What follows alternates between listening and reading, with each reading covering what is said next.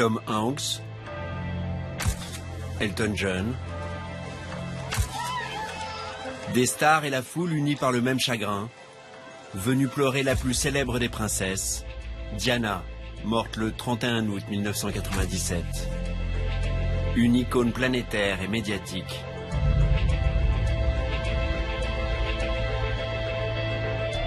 Diana est le personnage ultime et le personnage rêvé un peu pour la presse people, car c'est la femme la plus photographiée du monde.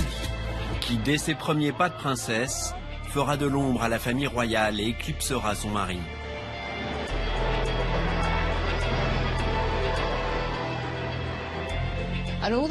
La foule de son côté était heureuse car ils avaient Diana.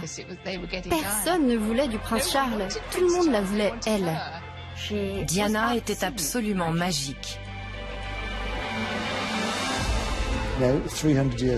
Dans 300 ans, quand vous et moi nous ne serons plus là, on parlera encore de Diana, comme de Cléopâtre. Une attention, une fascination qui tournera à l'obsession. Les médias étaient hors de contrôle. On voyait un animal traqué. Les appareils photo pointés sur elle comme des armes. Elle avait peur. Je n'avais pas réalisé à quel point cette attention médiatique serait difficile à supporter. Une vie comme un feuilleton, en une des magazines. Ses tourments et surtout ses amours. La vie sentimentale de Diana passionne.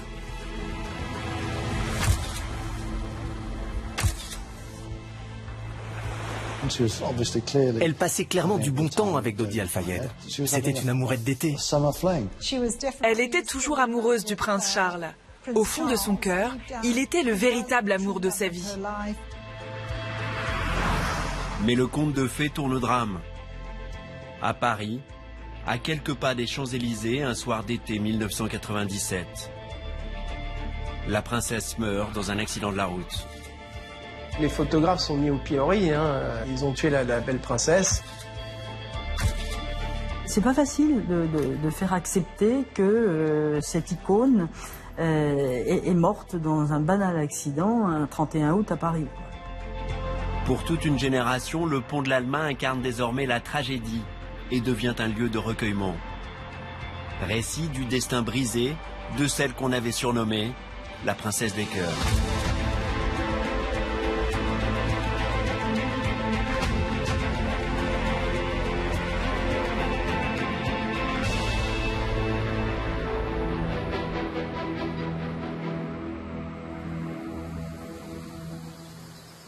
Tout commence dans le Northamptonshire, dans la bonne société anglaise.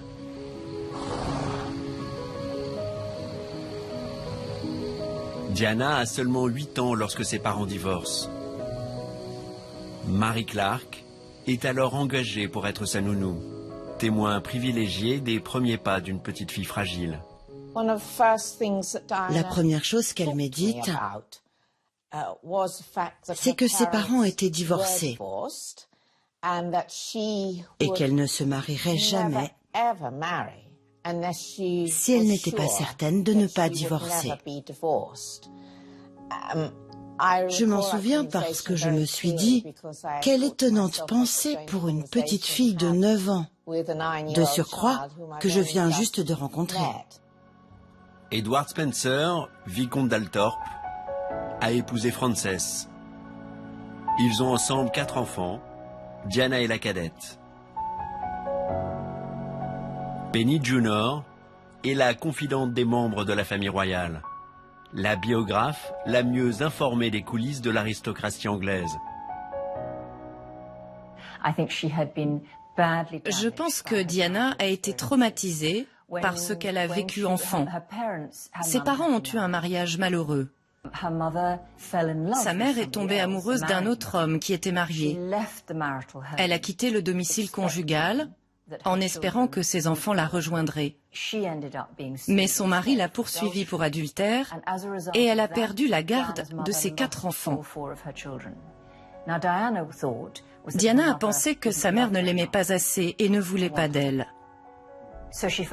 Elle s'est sentie mal aimée, non désirée Elle aura toujours peur ensuite d'être abandonnée, peur de ne pas être aimée. Elle aura par la suite un terrible besoin d'amour. Diana avait un caractère plutôt effacé, calme. D'apparence, elle semblait timide. Son père avait une piscine. Diana était une excellente nageuse. Elle ne perdait jamais une occasion, quand il y avait des visiteurs, pour faire un sublime plongeon. Elle savait pertinemment qu'elle était douée.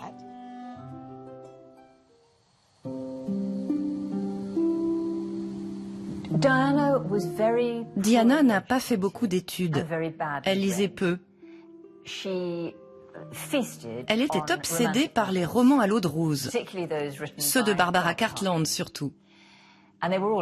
Ils parlaient de princesses se mariant avec l'amour de leur vie, sur fond de coucher de soleil, très loin de la vie réelle. Diana ne nourrissait pas de grandes ambitions. Le seul rôle auquel elle tenait vraiment, c'était celui du mariage heureux et de la mère de famille. Elle avait une fausse idée de l'amour et du mariage. Elle pensait que l'amour, ça allait être comme dans les livres. La jeune fille ingénue et fleur bleue a 19 ans. Elle va bientôt rencontrer le prince charmant. Il s'appelle Charles. Il est l'héritier du trône. Et à 32 ans, ses préoccupations sont bien loin de celles de Diana et de son futur destin de roi d'Angleterre.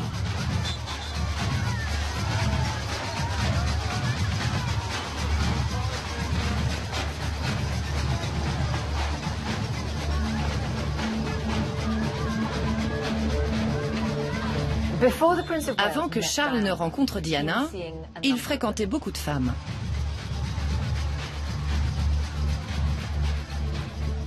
Pour la reine et le duc d'Édimbourg, il y avait urgence. Le prince Charles avait 32 ans, avait des habitudes de célibataire, défrayait la chronique avec des tas de petites amies. C'est pas du tout la manière dont il voit leur succession. Et donc, il fallait absolument qu'ils se marient. Mais à l'époque, les conditions étaient très strictes. Il fallait qu'elle soit vierge, il fallait qu'elle soit protestante, qu'elle connaisse les us et coutumes de la cour. Ça fait beaucoup de conditions. Et Diana remplissait toutes ces conditions. Les deux familles se connaissent bien. Le père de Diana est écuyer de la couronne et la propriété des Spencer jouxte la résidence d'été de la reine. Diana et Charles se sont même déjà croisés. Les deux grands-mères de Diana, Lady Spencer, sa grand-mère paternelle, et Lady Fermoy, du côté maternel, étaient toutes deux des dames de compagnie de la reine-mère, la grand-mère de Charles. Ce sont donc les grands-mères qui ont organisé la rencontre entre Diana et Charles. Le prince Philippe, le père de Charles, lui mettait la pression au sujet de Diana, pas de doute. Il lui a écrit une lettre où il lui disait « Le monde attend que tu l'épouses, donc tu vas te marier avec elle ».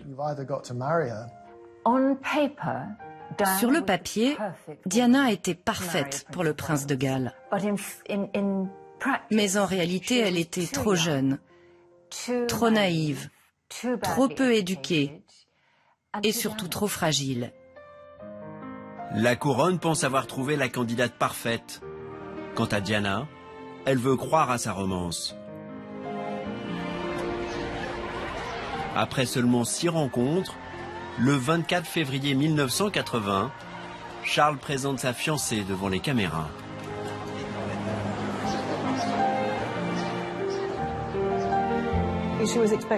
Elle espérait faire un très beau mariage et elle a réussi. Je pense que le prince Charles était une icône pour elle. Elle avait l'habitude de dire « J'ai attrapé le gros poisson ».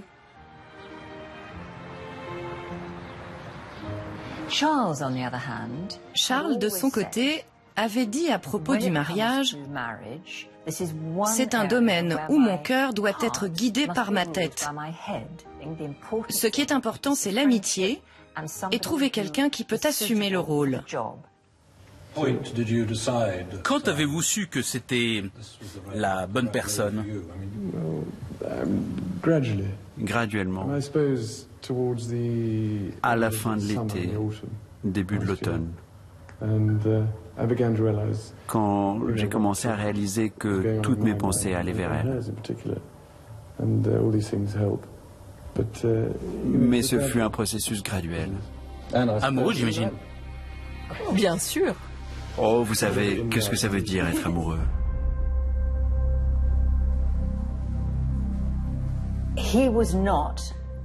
Je pense qu'il n'était pas amoureux de Diana quand il lui a demandé de l'épouser. Mais il ne voyait pas ça comme un problème, car il pensait, assez justement, que l'amour peut naître de l'amitié. En tout cas, il l'espérait. La méprise est totale. Mais si le fiancé peine à déclarer sa flamme, d'autres sont sous le charme.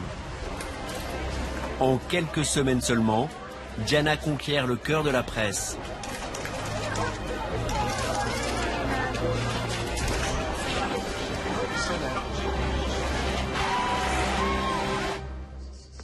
À l'époque, Jane Fincher fait partie du groupe restreint de photographes autorisés à suivre la famille royale. C'était une bouffée d'air frais. C'était excitant. Jusqu'ici, on photographiait la reine, sa mère, princesse Anne, toutes assez âgées. Nous n'avions pas de jeunes gens. Et surtout pas aussi jolies. Et soudainement, Diana. C'était super. Comme elle était un peu naïve, on ne savait jamais ce qui allait arriver. C'était amusant, vraiment amusant de la voir. Diana n'avait personne pour la conseiller sur comment se comporter face aux photographes, comment se tenir, ce qu'il fallait éviter. Donc, elle était facile à piéger. Comme cette photo, dont on se souvient tous. La lumière rendait sa robe transparente. C'est un bon exemple. Personne ne lui avait rien dit. Ça n'aurait jamais dû arriver. C'était embarrassant. Maintenant, Diana ne pourra plus échapper au regard des caméras. Comme ce jour de juin 1981. À un mois du mariage, la promise assiste à un match de polo où joue Charles. Subitement, elle quitte la tribune en larmes. Tout le monde pense à la pression du mariage et des médias. En réalité, Diana est bouleversée. Le matin même, elle a surpris Charles au téléphone dans une conversation équivoque avec une ancienne de ses relations, une certaine Camilla Parker Bowles. Celle qui deviendra sa principale rivale. Journaliste, Richard Kay a été l'un des amis les plus intimes de Lady Di. Témoin de cette affaire qui empoisonnera les 15 années de mariage de Diana. Charles et Camilla avaient été amants pendant plusieurs années et amis proches depuis encore plus longtemps. Charles se tournait vers elle pour avoir des conseils, des avis. Ce que Diana n'avait pas réalisé, c'était à quel point la relation entre Camilla et Charles était forte et intime. Il lui a dit qu'ils étaient amis, jamais qu'ils avaient été amants. Il y a eu un incident. Charles avait acheté des bijoux pour les femmes à qui il allait désormais devoir dire au revoir. Il voulait leur donner personnellement. Et il avait organisé des déjeuners pour ça. Et un des paquets était pour Camilla. Quand elle a vu les petits cadeaux qu'il avait achetés, elle est devenue suspicieuse.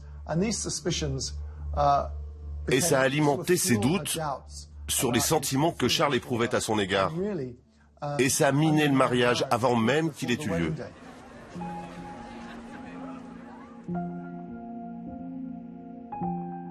Je l'ai rencontré avec les yeux rouges. Je dis, qu'est-ce qui se passe? Tu as pleuré? Il m'a dit, oui, Roberto, je suis très, très mal parce que Charles, il y a une amante, il a quelqu'un. J'ai dit, qui est? Il m'a dit, Camilla Parker Bowles. Mais non, je l'ai dit à Charles, que si je regarde qu'il a invité cette femme à la cathédrale de Saint-Paul à mon mariage, c'est fini. Le mariage princier a bien lieu le 29 juillet 1981. 2 millions de Londoniens acclament le couple avec ferveur.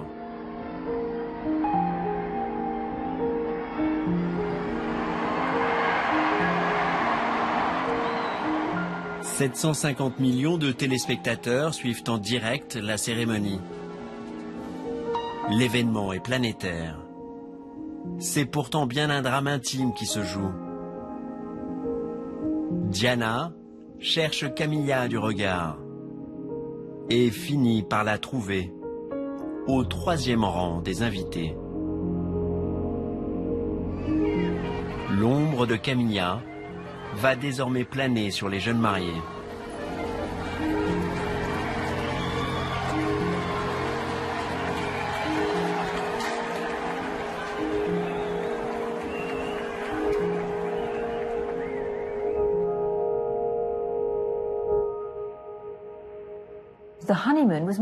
La lune de miel a été désastreuse.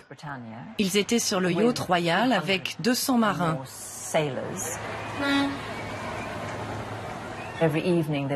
Tous les soirs, ils dînaient avec des officiers.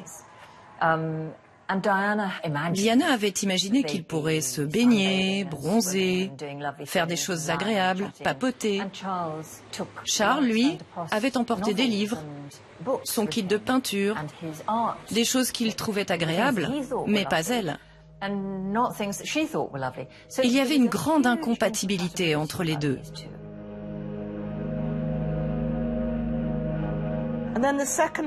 Ensuite, pour la seconde partie, ils sont allés à Balmoral.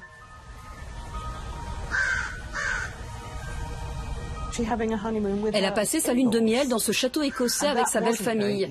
Et ce n'était pas facile. La vie royale au quotidien était très codifiée et rigide. Ce n'était pas du tout la vie que Diana avait fantasmée. Elle fantasmait tout. Ça ne correspondait pas à son rêve. À Balmoral, Paul Burrell est majordome auprès de la reine. C'est là qu'il rencontre pour la première fois Diana.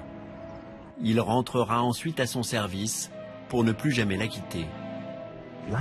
La vie à l'intérieur de Balmoral n'a pas changé depuis la reine Victoria. Rien n'a changé. Le papier peint aux armoiries de la reine est le même. Le mobilier de toutes les pièces est exactement le même qu'à l'époque de la reine Victoria. L'emploi du temps, le protocole, petit déjeuner à 9h, déjeuner à 13h, le thé à 17h, dîner à 20h30, tous les jours. La cornemuse joue encore sous les fenêtres de la chambre de la reine à 9h tous les matins. Diana a dû se conformer à ce mode de vie archaïque, à ce monde moyenâgeux. Mais devant les caméras conviées par la couronne pour une mise en scène du bonheur, il faut sauver les apparences. Comment vous trouvez la vie de jeune mariée?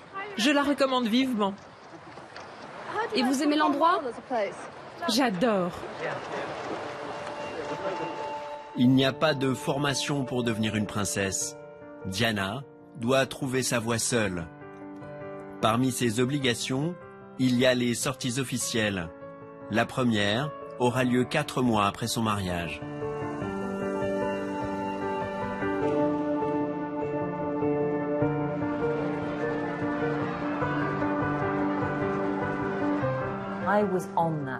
Je participais à ce premier voyage officiel en Pays de Galles, après leur lune de miel.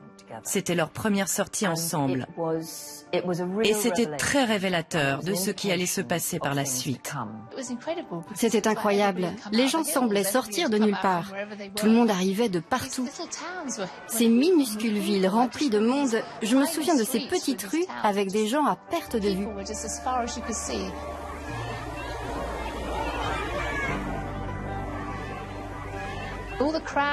La foule du côté de Diana était heureuse parce qu'elle avait Diana. Mais la foule de l'autre côté de la rue, du côté de Charles, râlait. « Oh non, on veut Diana !» Personne ne voulait le prince Charles. Tout le monde la voulait, elle. Diana était absolument magique. Elle se penchait sur les gens qui étaient en fauteuil roulant. Elle plongeait dans la foule pour attraper les mains qui essayaient de la toucher. Elle réchauffait les joues des enfants qui avaient froid avec ses mains. Elle avait le mot juste pour chacun. C'était incroyable à voir, très excitant. Charles en riait à l'époque, il était très fier. « Regardez mon épouse adorable !» À ce moment-là, c'était encore amusant. J'en arrive à la conclusion que ce serait beaucoup plus facile d'avoir deux femmes pour couvrir les deux côtés de la rue. Et je serais au milieu pour diriger les opérations. C'était très gênant. Charles riait, mais vous pouviez sentir que cela pouvait vraiment devenir un problème. Car le prince de Galles, comme chaque membre de la famille royale, avait l'habitude d'être l'objet de toutes les attentions. Et là, il était marié à cette superbe femme qui, soudain, prenait toute la lumière.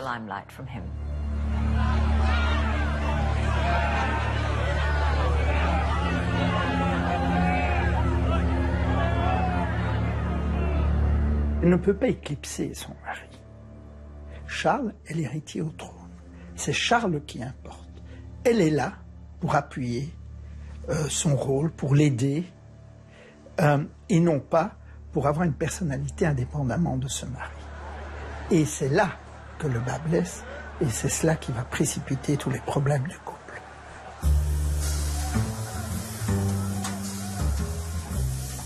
À l'époque, Dicky Arbiter est en charge de la communication de Buckingham. Impossible de lutter contre l'attraction des médias pour Diana. Un photographe ou une équipe de télé est toujours plus intéressé par une jeune femme attirante qu'un homme dans sa trentaine. Il n'a pas le même sex appeal. Et ça ne fera pas une belle couverture de journaux ou de magazines. Mais Diana n'éclipse pas seulement Charles. Sans le vouloir, elle fait de l'ombre à la reine elle-même. C'était la cérémonie de l'ouverture du Parlement. C'est un rendez-vous très important dans l'agenda politique de la reine en tant que chef d'État. Et ce jour-là, Diana est arrivée avec une nouvelle coupe de cheveux. Et évidemment, toute l'attention s'est portée sur cette coupe et pas sur le discours de la reine.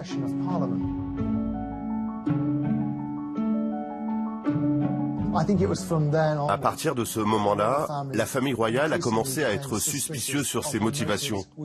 Diana faisait-elle tout pour attirer l'attention ou était-elle juste mal conseillée? Diana suscite la réprobation et l'incompréhension de la couronne. Son isolement au sein de la famille royale va s'aggraver au fil des années.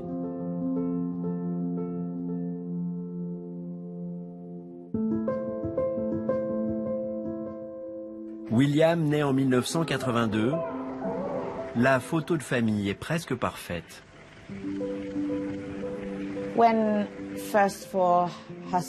Quand William est né, ça lui a apporté énormément de joie. Elle était plus épanouie. C'était le rôle qu'elle avait attendu toute sa vie. C'était son ambition, devenir une mère.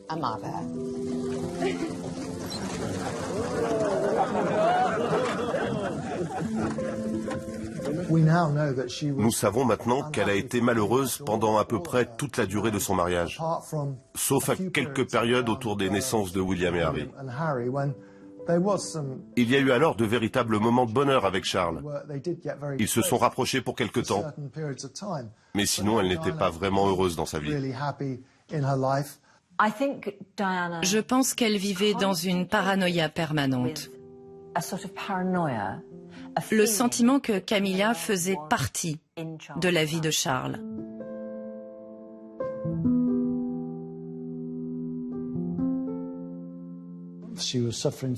Elle est devenue anorexique et boulimique. Elle était incroyablement jalouse de la relation du prince Charles avec Camilla Parker Bowles. Le journaliste Andrew Morton connaît les tourments de la princesse comme personne. Chaque soir, Diana enregistre ses confidences sur des petites cassettes qu'elle lui envoie. Elle y raconte le drame qui se joue en coulisses. Le conte de fées avait disparu, en un claquement de doigts. C'était une fille simple et heureuse. Et dès qu'elle est entrée dans la famille royale, sa période sombre, comme elle la décrivait, a commencé. Elle se coupait avec un petit couteau, jusqu'au sang, sur tout le corps. Elle s'est même jetée d'un escalier quand elle était enceinte du prince William. La reine était horrifiée. J'étais au palais quand nous avons entendu un énorme bang, bang, bang venant de l'escalier en bois. Je suis convaincu que c'était un appel à l'aide, pas une tentative de suicide. C'était pour dire, regardez, je souffre, aidez-moi. Celle qui rêvait d'une histoire d'amour parfaite se s'est trompée. Charles passe ses week-ends à la campagne en compagnie de Camilla. Au poids de l'infidélité s'ajoute celui du secret, de la solitude. À son tour, Diana va chercher du réconfort ailleurs. Dans la famille royale, vous êtes en vase clos, avec un nombre réduit de personnes, ceux qui travaillent pour vous. Et celui qui était toujours autour d'elle, c'était Barry Manaki, son garde du corps. Et elle a eu une aventure avec lui. Elle était amoureuse du prince Charles et voulait que leur mariage fonctionne. Elle s'est forcée à trouver du réconfort dans les bras d'autres hommes. Et ça, elle l'a reproché à Charles. Pour éviter le scandale, la couronne fait muter le garde du corps et le remplace par un officier de police, Ken Wharf, qui passera 8 ans aux côtés de Diana. La toute première mission que j'ai eue à ses côtés était quand elle est allée à Majorque, invitée par le roi d'Espagne. Le prince de Galles était sur le bateau du roi. Diana était restée au palais et m'a demandé de venir la voir. Et là, elle m'a tout confié, raconté toute la vérité sur son mariage. Un moment de confidence capté par les paparazzi.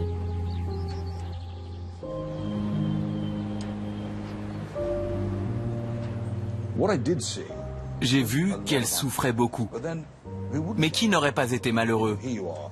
Vous êtes membre de la famille royale. Votre vie entière est racontée quotidiennement dans la presse mondiale. Elle essayait de donner une bonne image, de montrer que tout allait bien. Mais ce n'était pas le cas.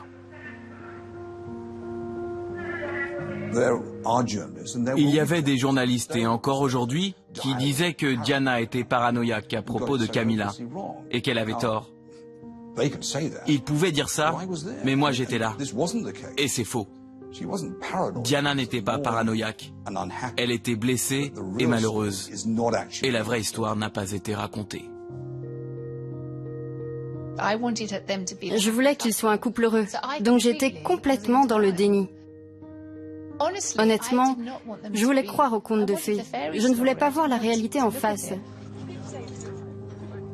Je n'ai pas d'excuses. J'étais naïve. Je voulais que ce conte de fées dure pour toujours.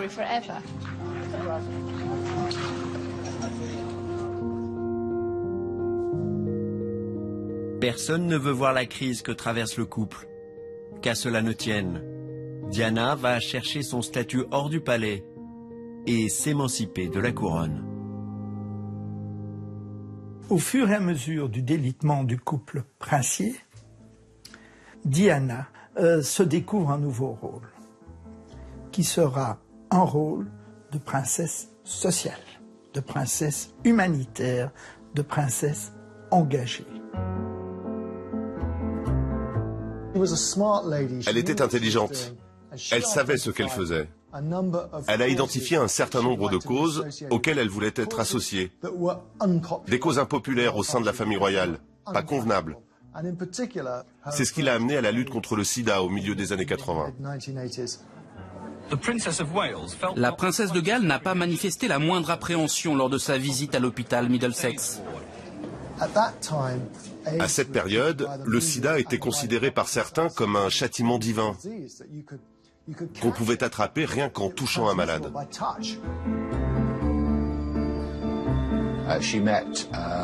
Elle a rencontré 10 patients, elle leur a serré la main.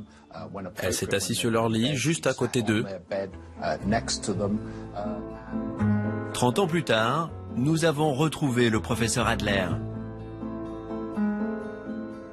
Il se souvient de la visite de la princesse et de ces poignées de main qui ont changé les mentalités. Tout était planifié. Elle savait qu'elle allait faire ça. C'était très clair dès le départ. Cette photo s'est retrouvée dans les journaux du monde entier. C'est un moment très important parce que ça envoyait un message. Ces patients infectés par le VIH n'étaient pas contagieux. Très important, oui. Il est difficile de trouver les mots pour décrire la solitude et le rejet dont j'ai été témoin et dont souffrent ces malades en fin de vie. Ça a changé la perception du sida partout dans le monde. Et ça lui a donné un nouvel objectif. Elle a vu ça comme la mission de sa vie. Si elle ne pouvait pas être heureuse en couple, alors elle se chargerait de rendre les autres heureux en soutenant ces causes impopulaires. Diana trouve un exutoire à la hauteur de son désespoir. Elle se construit une stature internationale. En 1992, en visite à Paris, elle met sa notoriété au service du SIDAction. La princesse a été humble, modeste. Elle était venue pour nous, pas pour s'expliquer, elle, pour nous. Elle voulait absolument voir ce qui était fait pour l'information pour les jeunes, comment c'était fait, où c'était fait et ce qu'on leur montrait. C'était très fort. C'était sur la jeunesse, c'était pour la jeunesse. C'est une récompense énorme. Et une reconnaissance comme celle de la princesse Diane, ça fait du bien.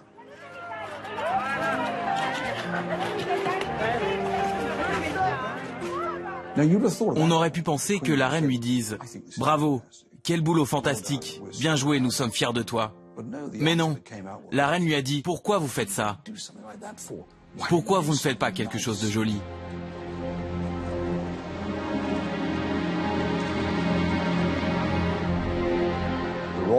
La famille royale aurait préféré que Diana continue à avoir des enfants, qu'elle aille à la campagne pour jouer avec eux, qu'elle ait un champ avec des poules et des chèvres, et qu'elle ne sorte que rarement. Mais Diana n'aurait jamais accepté ça. Humiliée en privé, Diana se sert de sa notoriété grandissante pour prendre sa revanche en public. De victime, elle se fait séductrice et manipulatrice.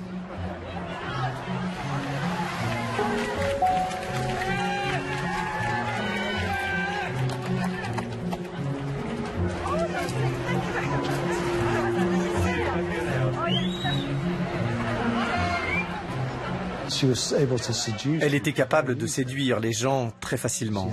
Elle avait ce petit regard par en dessous. Vous-même, vous étiez sous le charme? Oh oui, j'étais totalement séduit. J'avais l'impression de me battre à ses côtés, d'être son chevalier blanc. Elle était magnifique, drôle, gentille. Bien sûr que je suis tombé sous le charme, comme tout le monde. Diana ensorcelle, fascine. Photographes et journalistes immortalisent chacun de ses déplacements.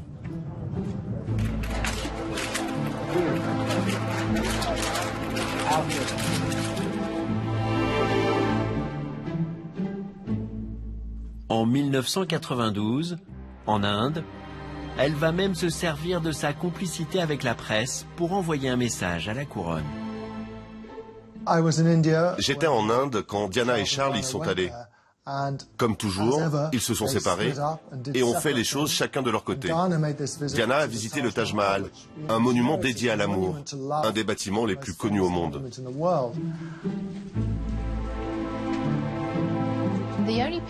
La seule photo que nous voulions, c'était elle, assise sur le banc, seule. On voulait cette jolie photo. Une personne et le décor.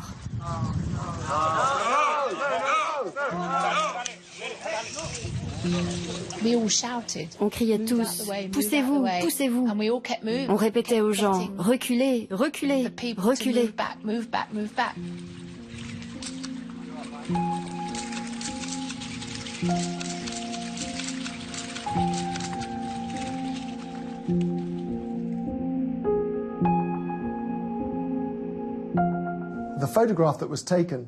La photo qui a été prise la montrait tout à coup seule devant le Taj Mahal.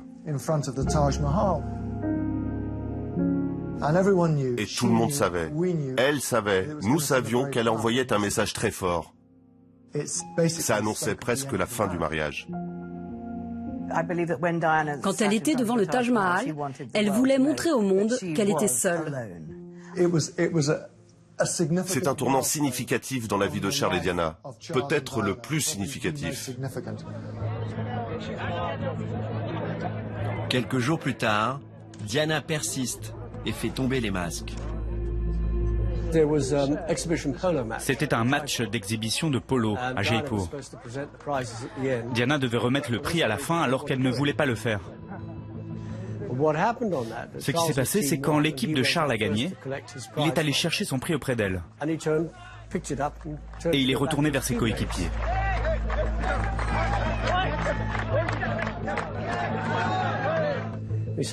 Soudain, il se dit « J'aurais dû embrasser mon épouse ». Alors il y retourne. Elle tourne la tête et ses lèvres terminent sur son oreille. La presse avait son histoire, ils avaient la photo. Mais Buckingham n'a encore rien vu.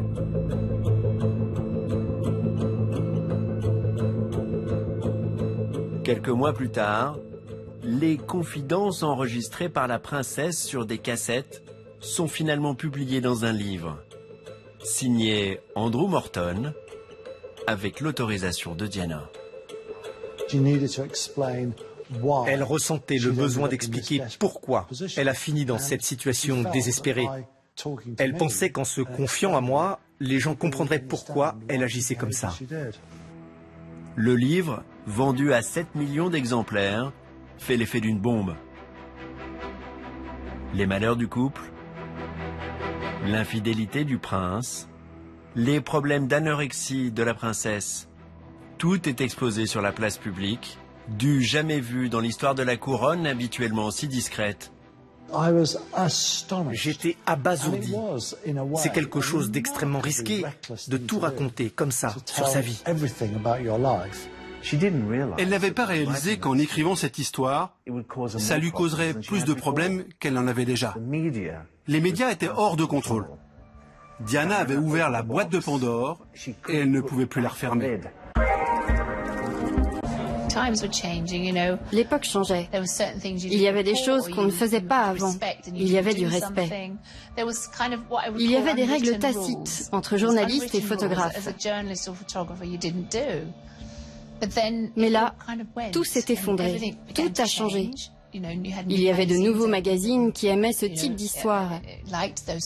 Les gens suivaient ça comme un soap opéra.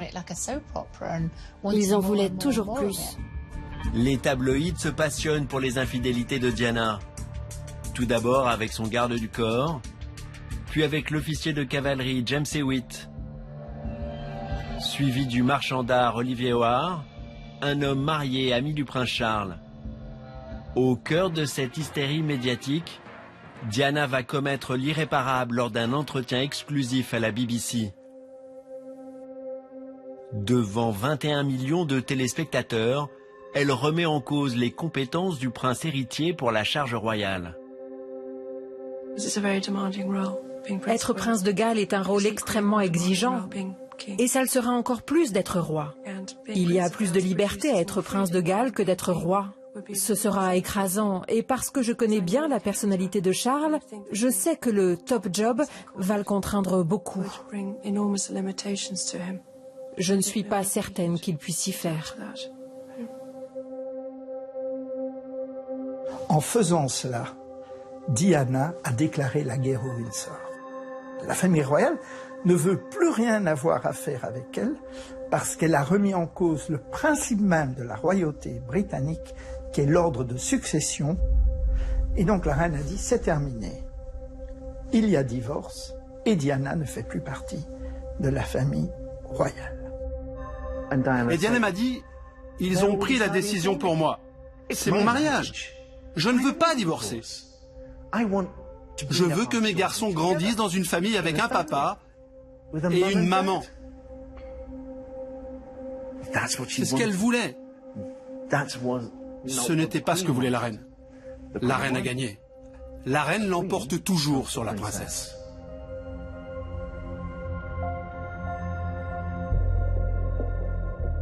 Après le divorce en 1996, Diana perd son titre d'Altesse royale et la protection de Buckingham. Elle se retrouve seule face à la meute de paparazzi et annonce son retrait de la vie publique. Quand j'ai commencé ma vie publique, il y a 12 ans, je savais que les médias seraient intéressés par ce que je faisais. Mais je n'étais pas préparée à ce que cette attention devienne aussi accablante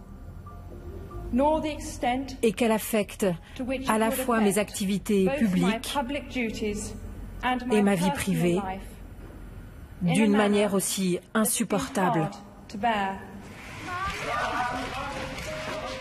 Mais après des années à utiliser et à alimenter la presse, la princesse est bien en peine pour réclamer du répit.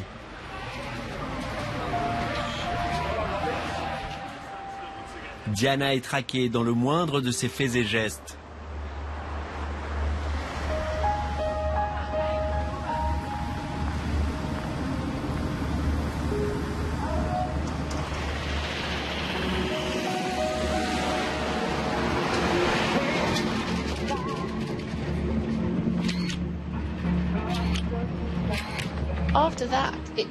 Après ça, c'est devenu hors de contrôle assez rapidement. C'est là que les photographes ont commencé à être intrusifs, à attendre qu'elle sorte, à la suivre partout. Il n'y avait pas de respect pour elle, du tout.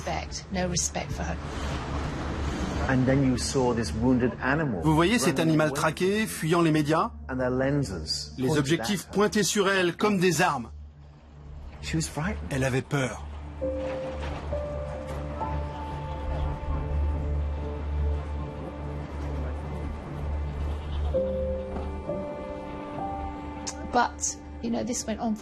Mais ça a duré vraiment longtemps et c'est devenu de pire en pire. Ça la rendait parano, folle. Elle était obsédée. Je ne veux pas que mes enfants soient suivis. Est-ce que je peux vous demander de respecter mes enfants? J'ai amené mes enfants ici pour les vacances et on apprécierait vraiment d'avoir un peu d'air.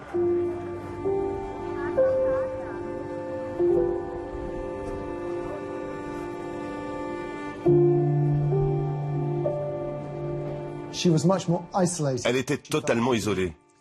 Elle avait la sensation que beaucoup d'amis l'avaient lâchée. Certains se rangeaient du côté de Charles, d'autres la trahissaient en parlant dans la presse, ou encore en écrivant des livres sur elle, ou en la tournant en ridicule. Diana traverse une crise. Souvent trahie, elle devient méfiante, coupe les ponts avec ses amis d'avant. C'est à cette époque qu'elle rencontre une figure de la jet-set américaine. Aujourd'hui installée à Miami, sous le soleil de Floride, Lana Marks conçoit et vend des sacs de luxe. Elle a surtout un carnet d'adresses hors norme. J'ai la chance d'avoir été invitée de nombreuses fois à la Maison Blanche par les Clinton. J'ai fréquenté Elizabeth Taylor. J'ai été l'amie de Benazir Bhutto, Premier ministre du Pakistan. Et il y a quelques années, j'ai dessiné un sac pour Melania Trump. Et parmi sa longue liste de relations, une amie de marque. Et là, c'est une belle photo de Diana et moi, en tête à tête. Nous sommes devenus des amis proches 18 mois avant sa mort. J'ai reçu un appel de sa secrétaire qui m'a demandé de façon très solennelle « Accepteriez-vous de devenir l'amie de la princesse Diana ?» Et j'ai dit « Oh mon Dieu, oui, je suis tellement honorée !» J'ai réalisé que c'était un véritable engagement pour elle, parce qu'elle n'avait personne à qui parler, à qui faire confiance, parce qu'on l'avait laissé tomber tellement de fois. Mais avant de recevoir cette invitation et de pénétrer le premier cercle des intimes, Lana Marks a dû faire ses preuves. Avant de devenir amie, j'avais été beaucoup questionnée et sa secrétaire me confiait exprès des informations très confidentielles pour voir si j'allais les donner à la presse People. Et bien entendu, je ne l'ai pas fait. Je n'aurais jamais fait ça. C'était un test ? Oui, j'étais testée. Oui, sans aucun doute. Diana est fragile, hantée par la trahison. Elle va alors s'entourer de guérisseurs, de magnétiseurs et même de voyantes. Dans la grande banlieue de Londres, nous avons rendez-vous avec l'une d'entre elles. Bonjour, entrez. Par ici au fond. Madame Simons est énergéticienne et a fréquenté la princesse de Galles. De cette relation, elle conserve précieusement tous les messages sur son répondeur.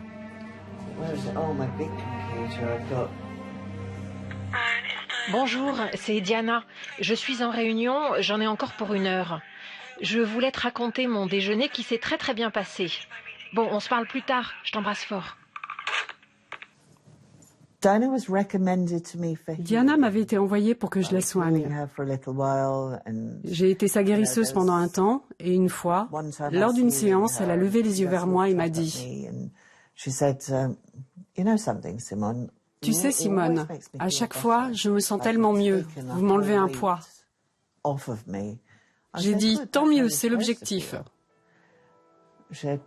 Elle m'a répondu « Il faut que je vous dise, je vais mourir jeune. »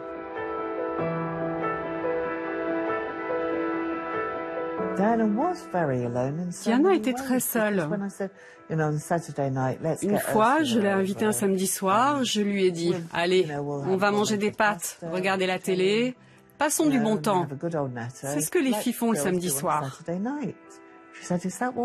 Elle a dit « Oh, vraiment? C'est ce qu'elles font ?» J'ai dit que oui.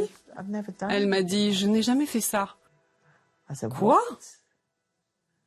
Elle n'avait jamais fait une chose aussi simple que ça. Elle découvrait ce qu'était une vie normale. Après des années de faste et de protocole, Diana aspire à tourner la page.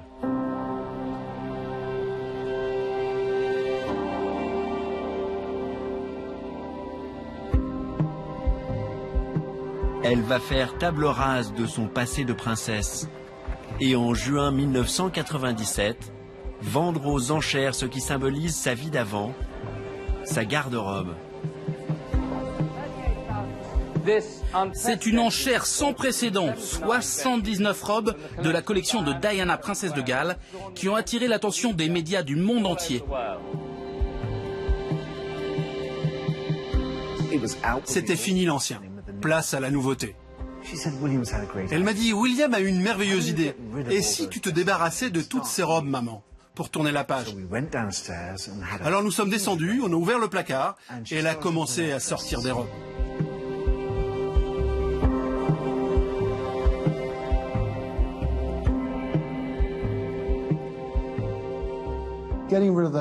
Se débarrasser de ces robes qui incarnaient sa vie de princesse de Galles, c'était la preuve de sa métamorphose, de sa volonté d'incarner quelque chose de nouveau.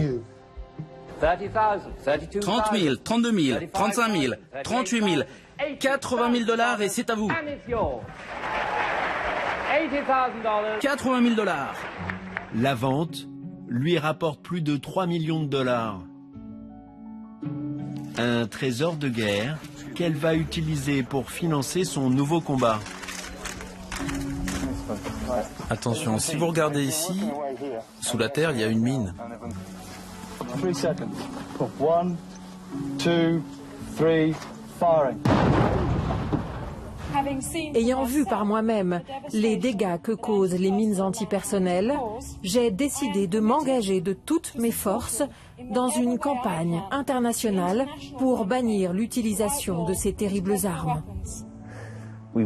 On a été en Bosnie et en Angola et on a vu des gens qui avaient été touchés. Des enfants, surtout des enfants. On a vu une petite fille à l'hôpital et la petite fille a pris la main de la princesse. Puis la princesse est partie. L'infirmière l'a suivie et lui a dit que la petite fille venait de demander si un ange lui avait rendu visite. Puis elle est morte. Donc vous voyez, la princesse a porté aux gens quelque chose de vraiment spécial. Ange et icône à la fois. À cette époque, Diana s'affiche épanouie, libérée sur les couvertures des magazines.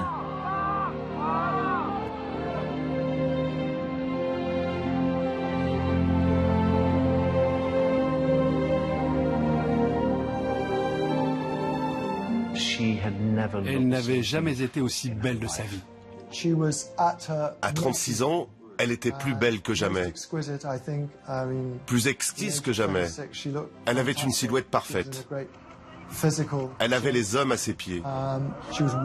Elle pouvait avoir n'importe lequel d'entre eux. Diana a le monde à ses pieds. Elle va pourtant jeter son dévolu sur un homme au profil assez inattendu. Hasna n'est pas le plus bel homme du monde. Il n'est pas le plus mince ou le plus riche. À vrai dire, il a de l'embonpoint. Il mange de la junk food, boit de la bière et fume. Mais vous voyez, la princesse voyait au-delà de tout ça. Et ce qu'elle voyait en Hasnat était un homme qui avait véritablement la vie entre ses mains. Khan était cardiologue. C'était ça la clé, le cœur. Diana m'avait dit à plusieurs reprises justement que son cœur était brisé et que cet homme-là pouvait le réparer. Pendant 2 ans, son idylle avec Hasnat Khan est restée secrète. C'était son secret le plus précieux. J'amenais secrètement Hasnat à Kensington dans le coffre de ma voiture ou sur le siège arrière, caché par une couverture, par un passage secret où il n'y avait aucune caméra. L'histoire s'est terminée, et c'était là le paradoxe de Diana. D'un côté, elle voulait une vie normale, faire la lessive, faire la cuisine, s'occuper du ménage, faire les lits. Mais d'un autre côté, elle voulait des domestiques, des jets privés, des voitures de luxe et de l'argent à la banque. Son vœu va être exaucé par un richissime homme d'affaires égyptien, Mohamed Al-Fayed. L'été 1997 va remettre Diana au centre de toutes les attentions.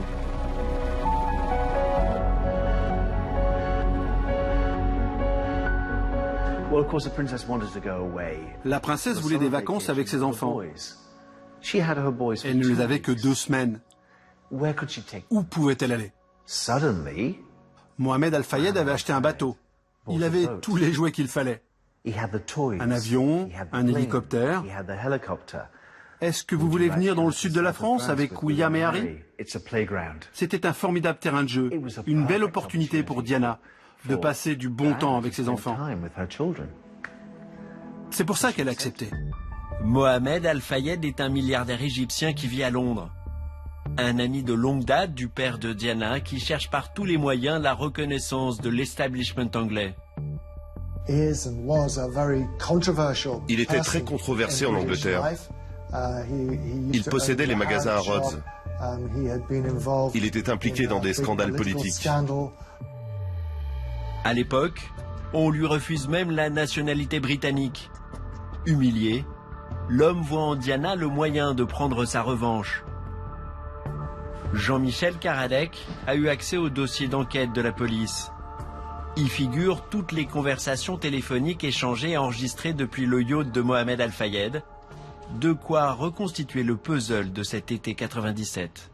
Mohamed Al-Fayed est enchanté de recevoir la princesse Diana et les deux princes héritiers, parce qu'on connaît sa propension à se rapprocher de l'establishment britannique et la propension de l'establishment britannique à le repousser dédaigneusement. Bon. Donc, dès qu'il a l'acceptation de son invitation par Diana, il achète immédiatement le Jonical, qui est un immense yacht qui paye cash en 2 jours, il l'achète. Il organise un séjour de rêve pour la princesse et pour ses enfants. Mohamed Al-Fayed était le maître des marionnettes. Il tirait toutes les ficelles. Son fils aîné, Dodi, était un playboy. Mohamed s'est dit, si je réussis à faire en sorte que Dodi et Diana se mettent ensemble et tombent amoureux, s'ils se marient, je peux devenir le beau grand-père du roi d'Angleterre. C'était une opportunité en or. Il avait tout pour réussir son coup. Et il se trouve que Dodi Al-Fayed n'est absolument pas au courant des projets de son père, puisqu'il se trouve le 14 juillet à Paris avec sa fiancée, Kelly, et ils doivent se marier le 9 août. Papa téléphone à Dodi en lui disant « Tu rappliques immédiatement, j'ai une surprise pour toi ». Et alors donc, il dit, bon, mais qu'est-ce que je fais? Je suis avec Kelly. Alors il dit, non, j'ai pas de place pour elle, on va la mettre sur le bateau B. Et donc, il installe Kelly dans ce petit yacht, et puis son fils vient faire le chevalier servant de la princesse. Arrive ce qui devait arriver, ou ce que Mohamed Al-Fayed espérait qu'il arrive, c'est-à-dire qu'il y a eu une aventure qui s'est nouée entre Diana et son playboy de fils. Elle passait clairement du bon temps avec Dodi Al-Fayed. C'était une amourette d'été. Après l'échec de son histoire d'amour avec Asnat Khan, le cardiologue. C'était clairement une histoire d'amour. Que ce soit une amourette de vacances de quelques semaines ou quelque chose de plus long, je ne sais pas.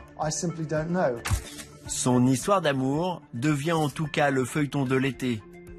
Et pour un magazine comme Paris Match, c'est même l'histoire de la décennie.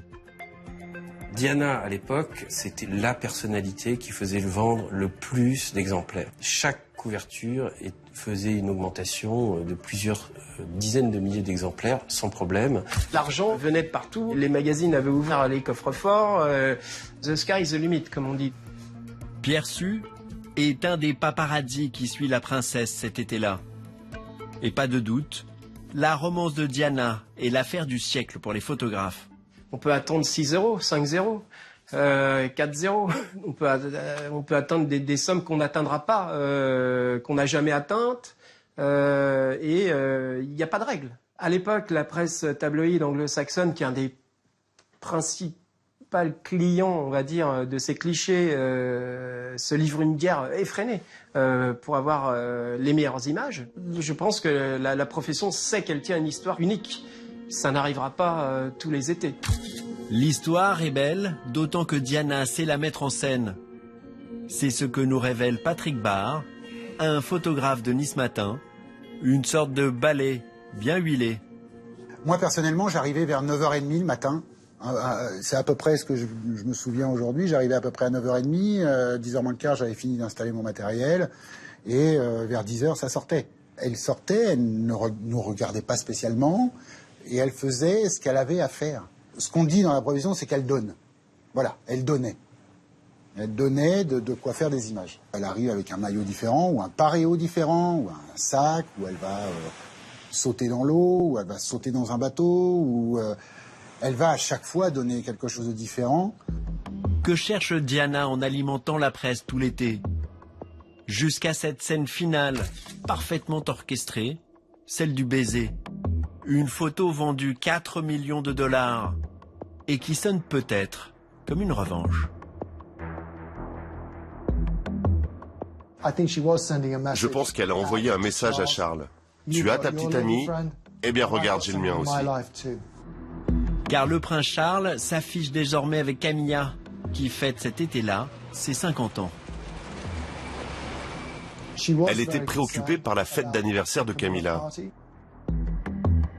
Charles lui avait offert un gros collier.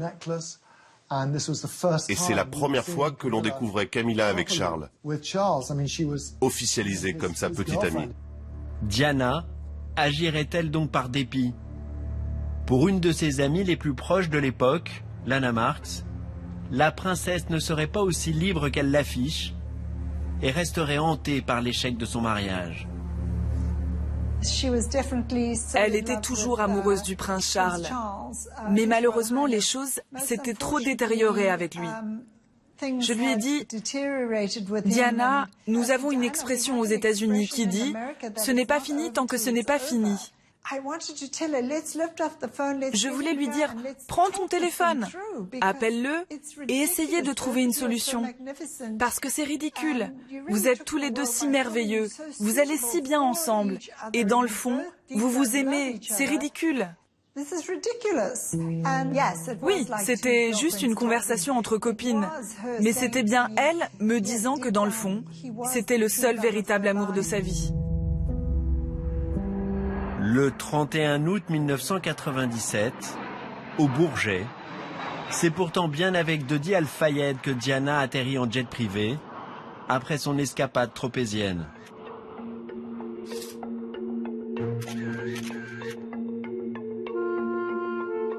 Le convoi part et on suit tranquillement le convoi qui roule, qui respecte les limitations de vitesse, les feux rouges. Et on part jusqu'à l'hôtel Ritz. Là, une grande attente, une longue attente commence. Le couple se retranche au Ritz, un hôtel de luxe, la propriété des Al-Fayed. Et bien évidemment, ce qu'on appelle le phénomène du pigeon. Un touriste vient vous demander qui vous attendez. Un photographe dit la princesse Diana. Donc le touriste, il reste pour attendre, pour espérer de voir la princesse Diana. Et puis 10 secondes après, il y a 10 touristes. Et puis une demi-heure après, il y en a 100. Donc il y avait une espèce d'effervescence comme ça. Le couple va tromper la surveillance de Pierre Su et de nombreux paparazzis en quittant le Ritz par l'arrière. Accompagné du chef de la sécurité de l'hôtel, Monsieur Paul, et le garde du corps de Diana, Trevor Rhys Jones. Vers minuit moins 10 à peu près, le voiturier arrive avec la voiture. Monsieur Paul prend la place du voiturier. Rhys Jones se met devant et le couple se met à l'arrière. Évidemment, il y a les paparazzis qui sont là, qui prennent les photos. Et c'est comme ça qu'on a les dernières photos de Diana et de Dodi vivantes. Et ils partent. Une grande partie des paparazzis se retrouvent derrière la voiture, qui est arrêtée au feu rouge de la place de la Concorde. Et là, c'est là qu'il se passe quelque chose qui est totalement inhabituel. C'est-à-dire que dès que le feu passe au vert, Monsieur Paul accélère comme un fou et la voiture part en flèche, laissant sur place les paparazzis qui ne s'y attendent pas, parce que c'est pas du tout l'habitude des chauffeurs de grande remise et les chauffeurs professionnels de jouer à Bulita. Donc qu'est-ce qu'il fait Henri Paul? Il accélère quand même. Vous voyez, il essaye un petit peu de mettre du champ. Voilà. Bon. Alors que peut-être si il s'était trouvé dans une circulation normale, il n'aurait peut-être pas pris cette entrée sous le pont de l'Alma aussi vite. Et là, il y a une voiture, une Fiat Uno blanche qui roule sur la voie de droite. Il la percute sur le côté, il essaye de redresser, il va 30 mètres ou 40 mètres plus loin se planter dans le 13e pilier de plein fouet.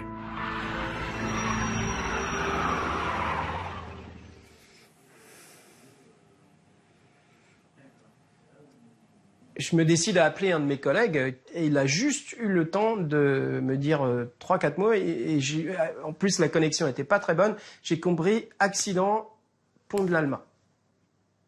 Et il était dans un état de panique totale. Au fond de sa voix, j'ai senti la peur, et j'ai juste compris ça et ça a coupé. J'étais pas de service ce soir-là, je revenais d'une soirée d'anniversaire à Boulogne. Complètement par hasard, je me suis trouvé sur le pont de l'Alma et je suis arrivé 30 secondes après l'accident de la princesse Diana. Frédéric Maillet travaille à l'époque pour SOS Médecins. Cet urgentiste va être le premier à porter secours à la princesse. Et j'ai vu qu'il y avait de la fumée à l'intérieur du tunnel. Je me suis dit, il doit y avoir un feu, j'ai ralenti. Et puis arrivé à l'intérieur du tunnel, j'ai vu que dans le sens opposé, il y avait une voiture qui était accidentée et manifestement, l'accident venait juste de se passer. Il y avait très peu de monde autour de la Mercedes. Et il y avait encore un peu de fumée qui sortait du moteur. Je regarde à l'intérieur de la voiture, j'ouvre la portière arrière et je découvre 4 victimes à l'intérieur de la Mercedes. Les 2 qui sont sur le côté gauche sont apparemment morts. Ils ne bougent pas, ils ne respirent pas, il n'y a pas de réaction. Dans cette situation-là, je ne peux rien faire pour eux dans l'immédiat. Les 2 qui sont sur le côté droit sont en vie, mais ils sont sévèrement atteints. Il faut que je fasse quelque chose rapidement. À l'avant, le garde du corps de Lady Di, Trevor Rhys-Jones, qui sera l'unique survivant de la catastrophe. Et à l'arrière, la princesse inconsciente. Je lui lève un peu la tête, je lui permets de respirer un peu mieux avec mon masque respiratoire. À ce moment-là, vous savez que c'est Diana ? À aucun moment de mon intervention, je l'ai reconnue, parce que j'avais vraiment pas de temps à penser à qui pouvait être cette belle jeune femme. Son visage était intact, il y avait 2-3 petites gouttes de sang, mais elle n'était pas défigurée. J'aurais pu la reconnaître, mais j'avais vraiment autre chose à penser. Est-ce que, à ce moment-là, vous vous dites qu'il est possible qu'elle puisse survivre ? Il y a probablement des chances qu'elle survive. Je m'attends pas à ce qu'elle meure 2 ou 3 heures après. Il est 2 heures du matin lorsque les équipes du SAMU transportent Diana, inconsciente mais encore vivante, à l'hôpital de la Pitié-Salpêtrière. Les équipes de réanimation vont tout faire pour la sauver, en vain. Cette nuit, la princesse de Galles a été victime à Paris d'un accident de la circulation à grande vitesse. À son arrivée à l'hôpital de la Pitié-Salpêtrière, elle présentait un choc hémorragique gravissime, d'origine thoracique, puis rapidement un arrêt cardiaque. Et le décès a été constaté à 4 heures du matin. L'annonce de sa mort est une onde de choc qui va traverser la Manche, frapper l'Angleterre et le monde entier au petit matin.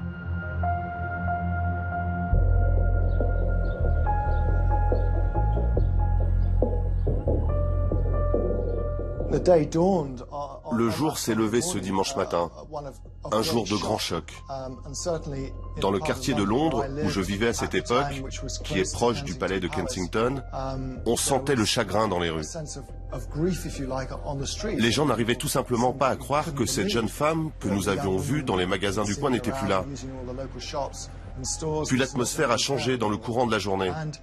Je me souviens que c'était une journée particulièrement chaude. À mesure que les gens arrivaient de tout le Royaume-Uni, ils se rassemblaient autour des jardins de Kensington, à l'extérieur du palais, où Diana vivait.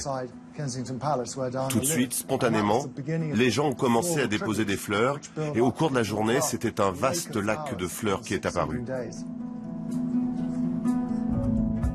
À Paris, son plus fidèle serviteur, Paul Burel, est le premier à arriver à l'hôpital où repose Diana.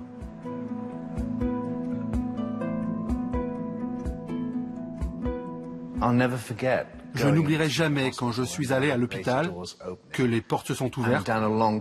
2 gendarmes étaient de chaque côté.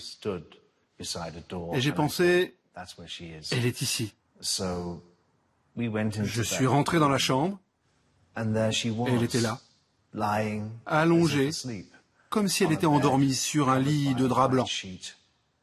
Il y avait un ventilateur sur la table de chevet. Je m'approchais d'elle, je voyais ses cheveux bouger et ses cils. Et j'ai pensé, tu es juste en train de dormir. C'est juste une blague.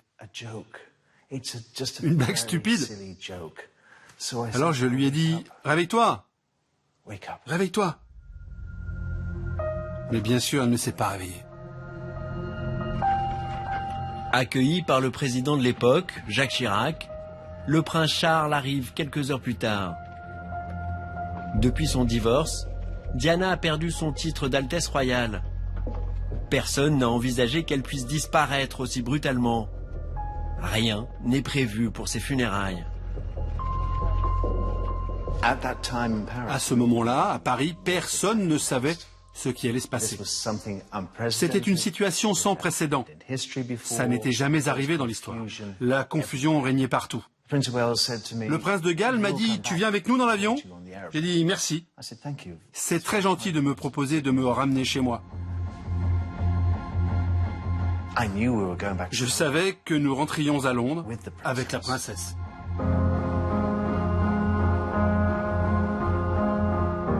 Mais une surprise de taille attend Paul Burrell à leur arrivée à Londres le 1er septembre au soir. Quand nous sommes arrivés à Norfolk, le cercueil avec le corps de la princesse est sorti de l'avion. Le prince de Galles a serré la main de tout le monde et il est remonté dans l'avion et il est reparti vers son château de Balmoral.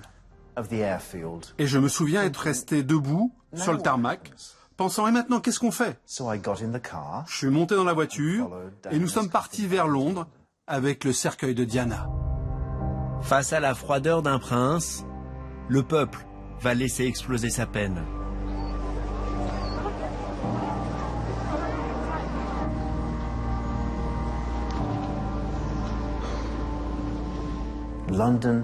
Londres était en deuil.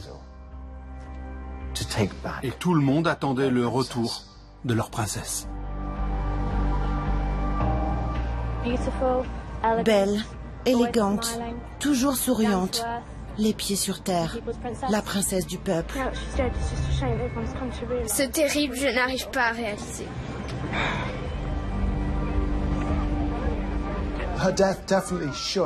Sa mort a énormément secoué la société britannique.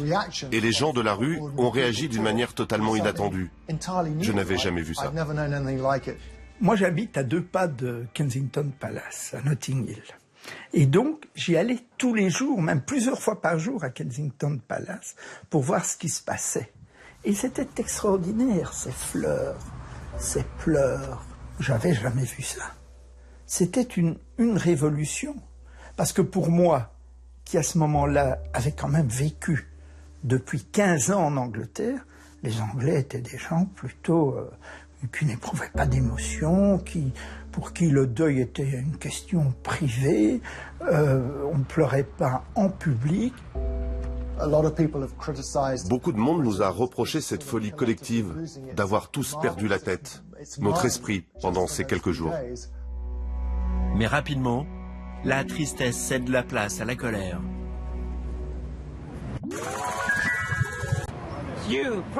Vous, la presse, vous l'avez tué. C'est vous la vermine. Vous vous êtes nourris sur la bête. Au début de la semaine, les gens ont commencé à en vouloir aux médias. Lord Spencer, le frère de Diana, a fait une déclaration dans laquelle il accusait la presse d'avoir du sang sur les mains. Ce n'est pas le moment des reproches, mais celui de la tristesse. Néanmoins, je dois vous dire que j'ai toujours cru que la presse la tuerait un jour. Mais je ne pouvais pas imaginer qu'il puisse être responsable d'une façon aussi directe. Il me paraît évident que tous les propriétaires et responsables éditoriaux de cette presse, qui payent pour obtenir des informations sur son intimité ou publier des photos volées, ont poussé des individus à prendre tous les risques pour ce business. Ces responsables ont du sang sur les mains aujourd'hui. Ils ont pris sa vie. Je suis désolé. Les journaux, surtout les tabloïds, ils sont responsables. À Paris, 7 photographes, les premiers présents sur les lieux de l'accident, ont déjà été arrêtés par la police. Au lendemain de l'accident mortel, la presse du monde entier attend pour filmer les paparazzis arrêtés la nuit même et mis en examen pour homicide involontaire et non-assistance à personne en danger. Sur le pont de l'Alma, une main anonyme a déjà désigné les coupables. La presse, la responsable idéale. Mais l'enquête mettra 11 mois pour faire toute la lumière sur les circonstances qui ont conduit au drame. Et elle bousculera de nombreuses certitudes.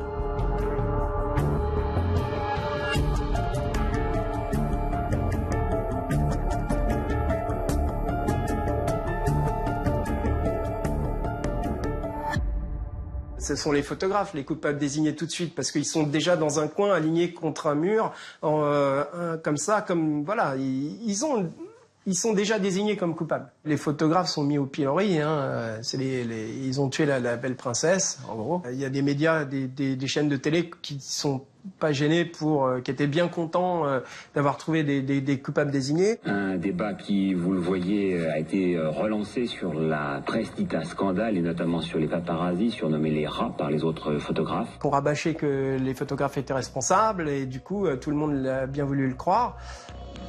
Pourtant, un des premiers témoins présents sur les lieux et entendu par la police, le médecin Frédéric Maillet, réfute l'idée de non-assistance à personne en danger. Je me souviens qu'autour de moi, il y a beaucoup de gens. Je me souviens d'une atmosphère un peu tendue. J'avais perçu ça, j'avais vu effectivement tous les flashs qui étaient pris, ça crépitait dans tous les sens. Je me rendais compte qu'il y avait beaucoup de photos prises. Je sentais cette tension qu'il y avait autour de moi, mais à aucun moment ils m'ont gêné pour accéder à l'intérieur de la Mercedes. À aucun moment les gens autour de moi m'ont gêné pour donner assistance aux victimes. Personne ne m'a demandé de bouger la tête de la princesse Diana pour avoir une meilleure photo. Ils n'ont pas interféré avec moi. Je leur ai pas demandé leur aide, puisque j'en avais pas besoin, mais eux, en tout cas, ne m'ont pas gêné. Plus encore, l'enquête montrera qu'ils n'ont pas pu prendre part directement à l'accident. On ne s'est posé aucune question. On ne s'est pas demandé, par exemple, comment un véhicule avait pu ainsi se fracasser contre un poteau, provoquant une dynamique d'accident considérable, sans que les motocyclistes qui l'auraient suivi de très près, comme une meute qui aurait mordu les roues du véhicule, ne se soient pas eux-mêmes grièvement blessés dans le choc. Les photographes, bien évidemment, ont été ensuite dédouanés par l'enquête judiciaire. Ça, très peu de médias l'ont relevé. Ils restent coupables dans la mémoire collective. Les photographes sont et seront coupables pour l'éternité, c'est clair. La piste des paparazzis éliminée, il faut désormais faire la lumière sur les circonstances qui ont conduit à la mort de la princesse la plus célèbre au monde. La lourde tâche est confiée à l'élite de la police judiciaire, la brigade criminelle, dirigée à l'époque par Martine Monteil. On a pris conscience quelle était l'ampleur de l'événement. Mais à côté de ça, nous étions surtout des professionnels, désireux de faire du bon travail, mais le plus rapidement possible quand même, si vous voulez, d'avoir des éléments. Moi, au départ, j'ai saisi un groupe, le groupe qui était de permanence, et puis bien sûr, j'ai mis des renforts, parce que c'était pas du tout possible pour un seul groupe de pouvoir partir dans tous les sens de vérification. Et une des premières pistes pour la crime, c'est celle du mystérieux responsable de la sécurité du palace, Henri Paul.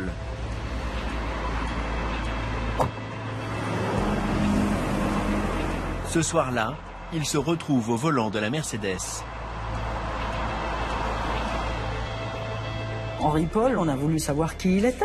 Et effectivement, après tout, c'était un homme sans histoire, peu célibataire, qui vivait, à mon avis, son métier, c'était tout, quoi. C'était sa vie, la vie de Ritz, quoi. Hein. À côté de ça, il devait quand même avoir un problème personnel, puisqu'il était sous antidépresseur.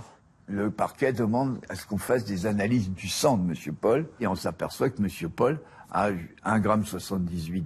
Et donc qu'il était ivre, en tout cas qu'il était fortement alcoolisé. Alors qu'il est quand même sous une médication, si vous voulez, qui n'est pas très compatible avec l'alcool. Et alors, c'est là qu'il va se passer un épisode tout à fait inattendu, c'est que Mohamed Al-Fayed, il conteste ces analyses. Chagrin d'un père inconsolable, ou culpabilité de celui sans qui rien ne serait arrivé? Le milliardaire égyptien embauche des détectives privés et met son argent au service d'une contre-enquête. M. Al-Fayed, par ses avocats, avait prétendu qu'il y avait eu changement de sang, qu'on avait substitué le sang de M. Paul à notre sang. Et il dit, M. Paul n'était pas du tout ivre, c'est pas vrai, et je vais vous dire pourquoi, parce que c'est le MI6, qui est les services secrets britanniques, qui voulait tuer Diana, c'est un complot. La princesse Diana était enceinte de mon fils, et que la famille royale ne pouvait pas supporter qu'ils allaient se marier. Diana n'était pas enceinte, mais Mohamed Al-Fayed défend sa théorie conspirationniste dans tous les médias. Petit à petit, le doute s'installe et l'idée du complot s'impose. 85% des Anglais pensent que Diana a été assassinée. Aux grandes dames des enquêteurs français, comme Jean-Claude Mulès, chargé à l'époque des investigations.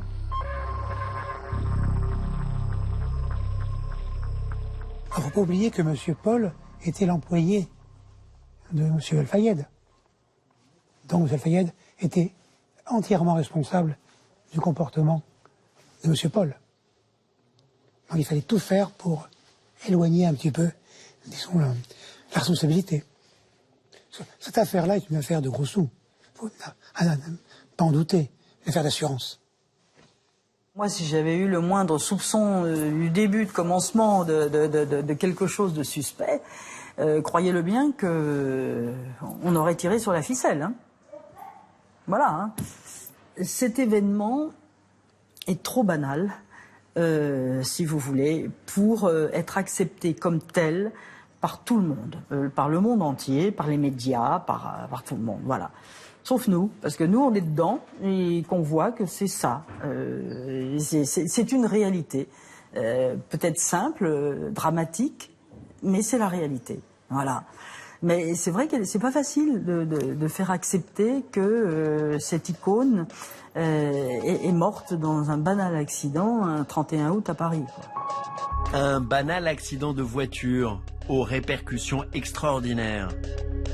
Car la mort de Lady Di et ses funérailles vont faire vaciller la couronne d'Angleterre.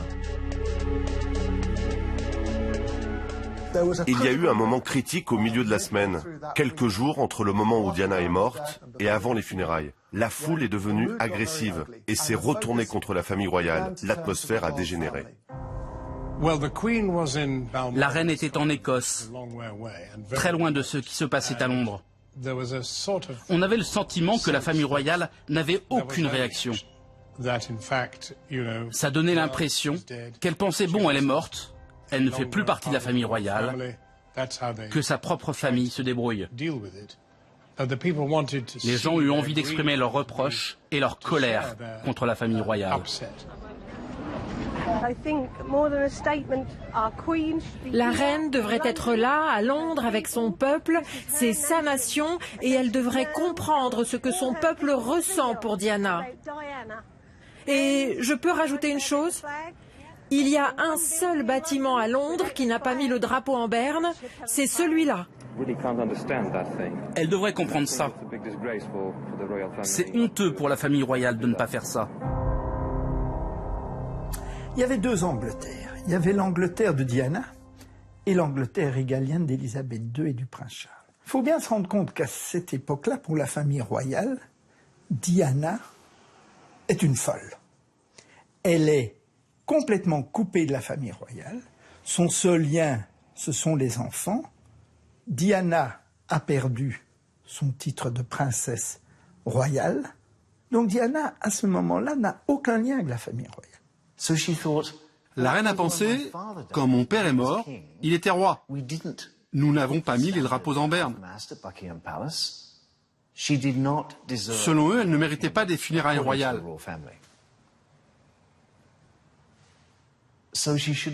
Donc, elle devait être enterrée à Althorp, sa maison de famille. Tranquillement, rapidement, sans grande pompe. C'était ce que voulait la famille royale, pas ce que voulait le peuple. En guise d'apaisement, la famille royale consent une petite sortie devant les grilles du château de Balmoral. Un petit tour, et puis s'en va. Trop peu pour contenter le peuple. La presse se fait alors l'écho de la gronde qui enfle. En première ligne, la reine en personne. Accusée d'indifférence, pire, de mépris. Du jamais vu.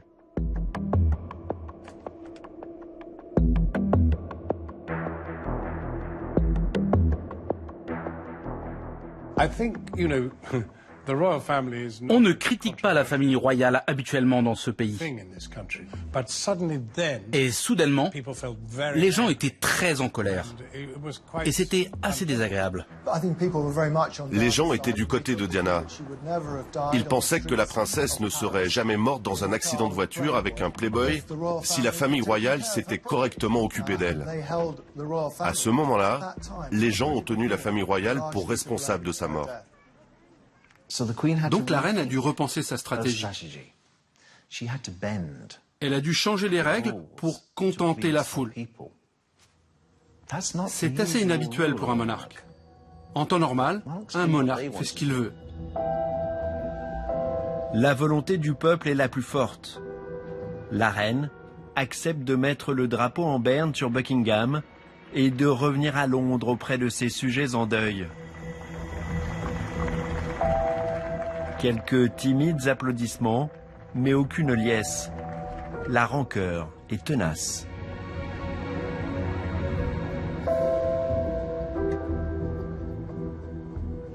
Ils ne pouvaient pas y croire. Ils avaient été forcés, contraints de faire des choses qu'ils ne voulaient pas faire. À tel point que la reine a dû faire une allocution en direct. C'était sans précédent. Ce n'est pas facile d'exprimer le sentiment de perte que je ressens tant les choses se sont succédées depuis l'annonce de ce drame. L'incrédulité, l'incompréhension, la colère, ainsi que l'attention apportée à ce qui reste. Je partage votre détermination à honorer sa mémoire. J'espère que demain, nous pourrons tous, où que nous soyons, exprimer nos sentiments et nos hommages à Diana. Que ceux qui sont morts trouvent la paix. La famille royale avait peur. Ils avaient peur. Ils ne savaient pas ce que le peuple allait faire.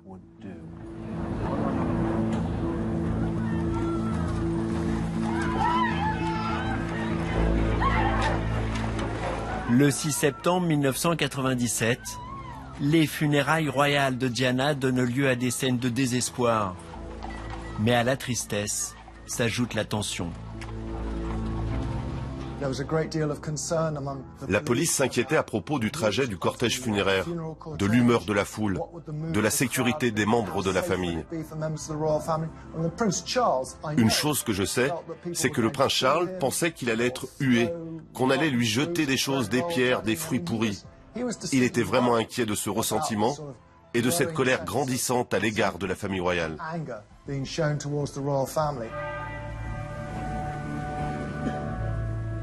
Je me souviens que plusieurs fois, pas qu'une fois, plusieurs fois, en marchant autour du cercueil, je me suis dit, si quelqu'un s'était levé et avait dit « Prenons le palais, descendons la reine de son trône », ça serait arrivé. Nous aurions pu déclencher une révolution.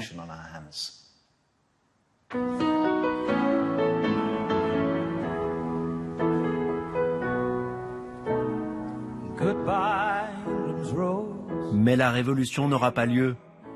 La Rose d'Angleterre partira en chanson devant 2 milliards de téléspectateurs. La famille royale retrouvera le cours normal de son histoire et ne connaîtra plus jamais ni les tourments, ni la ferveur de l'époque Diana. Lady Di sera enterrée à plus de 2 heures de Londres, dans la propriété des Spencer, ultime exil, loin de la couronne.